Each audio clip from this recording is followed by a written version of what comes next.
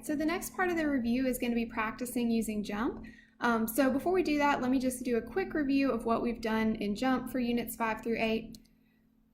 Okay, so if you're going to use the distribution calculator, the first thing that you need to do is choose a distribution. So this is just dependent on the type of data you have. If it's categorical data, you use the normal distribution. If it's quantitative data, then you use the t-distribution. There's one exception to that, and that's when you're calculating the necessary sample size. So notice that the formula on the quantitative side uses z star. Z star means that you're going to use the normal distribution for that. Okay, the first thing that we did with the JMP distribution calculator was a hypothesis test. So you would be given a test statistic, or maybe you calculate it yourself, and then you use JMP to find the p-value. So let me sort of point out how we're using the distribution calculator here. Okay, first of all, when you're finding p-values, it's going to say input values and calculate probability. Remember, p-value is a probability. Over here, this is where you put in your test statistic. So this one has two values, value 1 and value 2. That's just because I've set it up as a two-sided test right now. But if it is a two-sided test, you want to make sure that you've got the negative number as value 1. The probability options, that's based on whether you're doing a one-sided test or a two-sided test. Right now I have it set up for a two-sided test, so I chose that option down there at the bottom, and you can see that we've got shading on both sides of the normal distribution.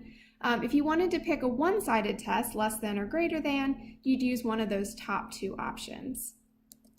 And then down here at the bottom where it says probability, that's your p-value. Okay. We can also use a JMP distribution calculator when we're calculating a confidence interval because a critical value is part of that formula, and we need JMP to get the critical value.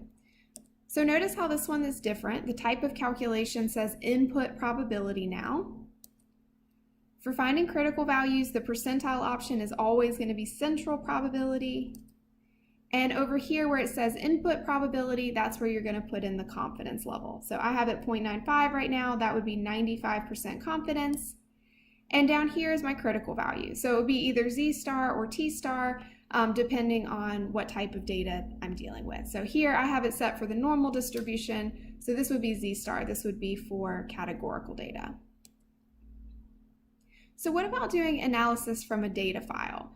So I would recommend, instead of trying to necessarily memorize everything, focus on just starting by figuring out which type of test is appropriate. And I just copied the little flow chart that we did a few minutes ago.